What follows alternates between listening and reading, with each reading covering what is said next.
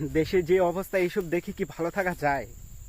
কিভাবে মানুষ ভালো থাকবে এই প্রবাসের মাটিতে, যেখানে আমার ভাই বোনদেরকে নিরীহভাবে গুলি করে হত্যা করা হচ্ছে, রাতের আধারে বাসা থেকে তুলে নিয়ে হত্যা করা হচ্ছে, রাস্তাঘাট দোকানপাট থেকে ধরে নিয়ে যাচ্ছে পুলিশ। এইসব দেখে কি ভালো থাকা যায়? এটা কি বাংলাদেশ?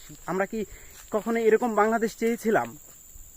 হ্যাঁ, 30 লক্ষ মানুষ যখন মুক্তিযুদ্ধ করে শহীদ হয়েছিল, তারা কি এরকম দেশ আগামী ফিউচারে দেখার কখনো প্ল্যান করেছিল যে আমরা ভবিষ্যতে এরকম দেখব? এই সরকার আমাদেরকে এইভাবে গুলি করে মারবে? দেশের শেখ মুজিবুর রহমান, সে কি এইগুলো চেয়েছিল নাকি? তোমার বাবা কি এগুলো চেয়েছিল যে আমার দেশের মানুষকে গুলি করে হত্যা করো? সে কি বলেছিল? আর একটা গুলি যদি আমার ভাই বোনদের উপরে পড়ে তখন কি হবে? তখন অবশ্যই আন্দোলন হবে।